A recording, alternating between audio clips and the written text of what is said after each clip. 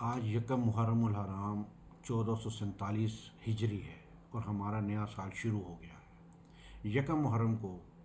حضرت عمر رضی اللہ تعالیٰ عنہ کی شہادت کا دن ہے اور یہ عشرہ بھی بہت اہم ہے، کیونکہ 9ویں اور 10ویں محرم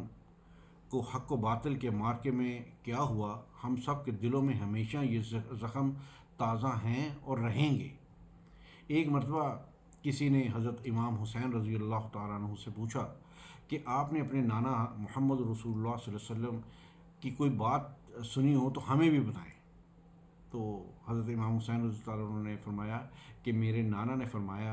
فرمایا تھا کہ سچائی عزت ہے، جھوٹ ذلت ہے، رازداری امانت ہے، ہمسائیگی قرابت ہے، امداد دوستی ہے، عمل تجربہ ہے، اچھا اخلاق عبادت ہے، خاموشی زینت ہے، بخل تنگدستی ہے، سخاوت دولت مندی ہے اور نرمی عقل مندی ہے۔ ایک شعر سنا کے میں اجازت چاہوں گا کہ سنبھال کر رکھو جو فرقے تمہارے ہیں، سنبھال کر رکھو جو فرقے تمہارے ہیں، عمر بھی ہمارے ہیں، حسین بھی ہمارے ہیں۔